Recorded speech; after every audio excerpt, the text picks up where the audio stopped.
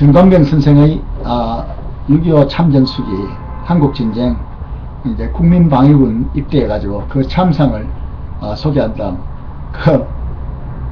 또 아무리 어려운 상황에서도 또 뭐라나 낙이 좀 있을 거니까 사냥하던 장면을 갖다가 이제 묘사한 장면을 아까 잠깐 소개했었습니다.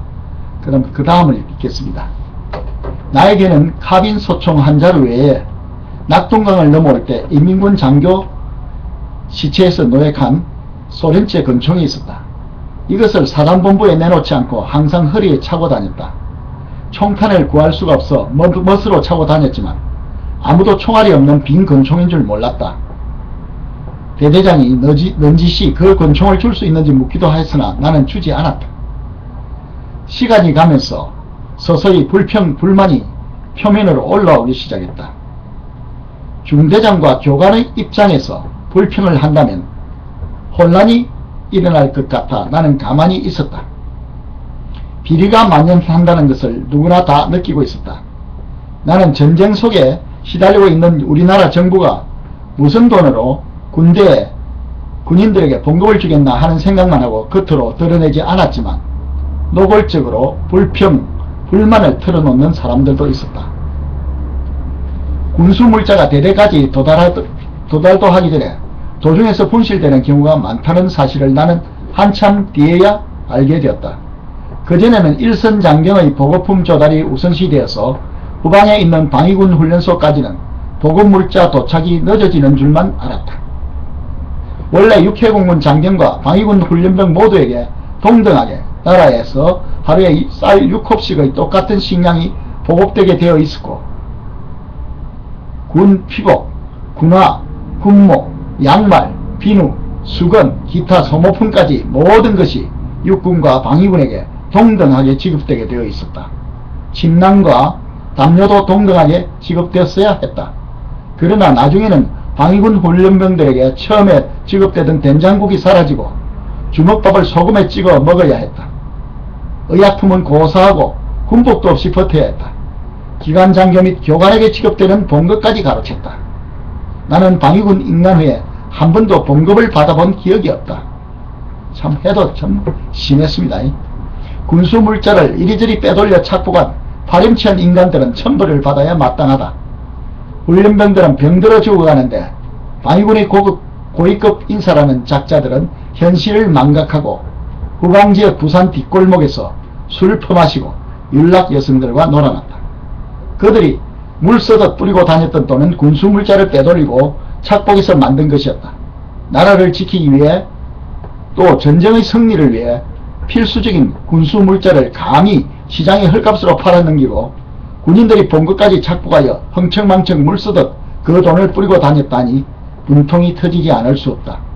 나라가 망해도 곱게 망해야지 이렇게 부정부패가 만연해 있으니 온 국민이 휴전을 결사반대하였음에도 불구하고 기어코 휴전 조인을 하게 된 것이 그들 때문이라 해도 과언이 아니다.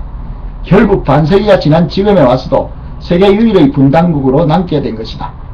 조사 결과 1950년 12월 17일부터 이듬해 3월 31일까지 3개월 동안 55억 원이라는 막대한 국고금액을 방위군 간부들이 착복한 것으로 드러났다. 현금 23억 원, 쌀 5만 2천 섬을 빼돌리고 그 밖에도 엄청난 군수물자를 빼돌려 팔아먹었다는 것이었다. 이런 사실이 밝혀지자 국가는 혼란 속에 빠지고 국민들은 정부를 믿지 못하는 지경에 이르고 말았다. 요즘 저축은행 그 비리도 마찬가지 아니겠습니까? 사실 그래 정말 이거 읽다가 저도 국민방위군 그 부패상을 막연히 들었지만 이렇게 정관병 선생께서 당시 중대장으로서 직접 목격했고 글쎄 그 간부들 봉급까지도 완전히 횡령해가 착복하고 유형에 탕진했다니 정말 이런 일이 있었는가 싶지만은 우리는 항상 깨달아야 합니다. 이런 재판이 지금도 계속되고 있습니다. 네. 부산저축은행 사건, 광주 일고 출신들이 똘똘 뭉쳐가지고 부산에서 부산저축은행이라는 저축은행을 통해서 그렇게 엄청난 비리를 정했는데 누구 하나 거기에 대해서 속 시원하게 아직도 해결되지 않아서 오늘도 그 피해자들이 투쟁을 하고 있는 줄로 압니다. 새 정부에서 어떻게 이 문제를 처리할지, 그리고 또한 그 비리의 핵심인 그자들이 어떻게 아직 얼마나 견디는지 한번 잘 살펴보도록 하겠습니다.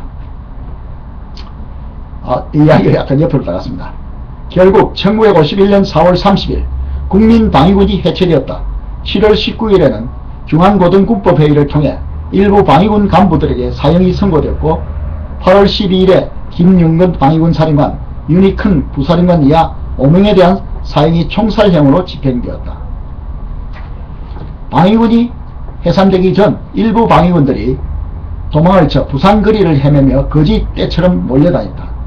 마침 이시영 부통령 일행이 시찰차 나갔다가 이 꼴을 발견하고 분노해서 곧바로 이승만 대통령에게 이를 직접 보고했다. 그리고 그 자리에서 부통령직을 사임했다. 이것을 계기로 이승만 대통령은 최경록 헌병감을 불러 진상을 조사했다. 신성모 국방장관은 사건을 무마시키려고 가진 애를 썼으나 국회에서 서민호 의원을 비롯하여 야당 의원들이 벌떼같이 들고 일어나 진상이 밝혀졌다. 대통령은 그것이 심각한 사건임을 인식하고 신성모 국방장관, 조병옥 내무장관, 김준년 법무장관 등을 해임했다. 엎친 데 겹친 격으로 1951년 2월에는 경상남도 거창군 신원면에서 양민학살 사건이 터졌다. 이보다 먼저 제주도 4.3 사건에 이어 일어났던 여수 순천 반란 사건, 국민보도연맹 사건 등은 경상도 전라도 지역에서 연달아 일어난 큰 사건들이었다. 이상이 정관병 예비역 공군소령의 자서전 한국전 참전수기 한국전쟁이란 그 책에 적힌 국민방위군 실태, 그리고 그 진상입니다. 참으로 통탄하지 않을 수 없고, 제가 지금 이러한 6.25 참전 용사들의 그리고 또한 우리나라의 대한민국을 건설하기 위해서 우리 열심히 일한 민초들의 자서전을 갖다가 낭독을 시작한 것은 지금 이 새 정권 들어서까지 국방과 안보 분야에서 확고한 대한민국 자유민주주의 수호 의지가 빈약하고, 한미동맹에 대한 동맹과 그리고 한미연합사 존재 가치에 대한 인식이 부족한, 그리고 또한 그 해체에 앞장섰던 인물이 거기에 안보 정책의 핵심으로 들어가서 벌써부터 이상한 운동으로 국가 원로들의 지탄을 받고 있는 현실이 안타깝고, 그래서 제가 말로서 하기보다는 6.25 때 대한민국을 이렇게 지켰다. 그런데 이상한 소리를 하는 그런 분자들, 너희들은 과연 너희들가 전쟁을 아느냐? 너희는 마네킹 물론 별을 다 달고 국방장관같이 지냈가지고 내가 전쟁을 알고 있느냐? 그러한 깨우침을 주기 위해서 이렇게, 저는 뭐 그보다도 더 후배지만 군 장교단의 일원으로서, 대한민국 장교단의 일원으로서 그 분노를 금치 못해서 이렇게 본래 그 김종환의 라이브 토크쇼 영시의 횃불, 잠 못 드는 대한민국 여야를 지난 대통령 선거전이 치열할 때부터 제가 중단했습니다만, 이제 도저히 다시 참을 수 없는 지경에 이렇다 생각하고, 그리고 또한 우리나라 역사와 우리 대한민국을 지키는데 앞장섰던 국군의 원로들이 사실상의 그 걸기선을 하고 나선 지금 다시 한번 우리 국민들에게, 우리 특히 전쟁을 모르는 세대들에게 6.25의 참상과 그리고 그 6.25의 재판이 지금 벌어지고 있다는 것을 경고하기 위해서 이 낭독하는 프로그램을 가졌습니다. 저는 오늘 장경순 전 국회 부의장, 이분은 육군 중장으로 예편하셨죠. 5.16 당시 그날 그 사전 날 바로 박정희 장군의 신당동 자택으로 가서 거사가 덜통 났음에도 불구하고 한웅진 장군과 함께 박정희 장군을 경호하여 육관고 사령부로 갔던 인물이고, 그러한 용맹한 장군으로서 또 혁명군의 가담에 대한 공수단 출동에 혁혁한 공로를 세우고 농림부 장관을 제치고 또한 무미소 장관도 거친 그러한 국가 원로입니다. 그분의 허락을 받았습니다. 장경승 장군의 자서전, 그리고 또한 유명한 우리 백골 사단장님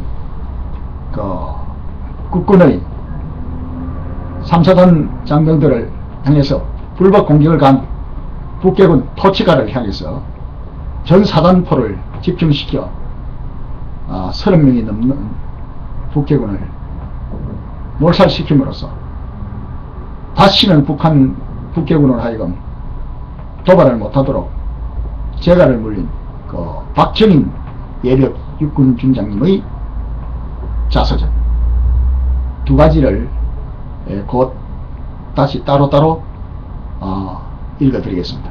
저는 당분간 필설로 제가 뭐라고 하는 것보다는 그런 원로 장군들의 6.25 참전기와 또한 우리나라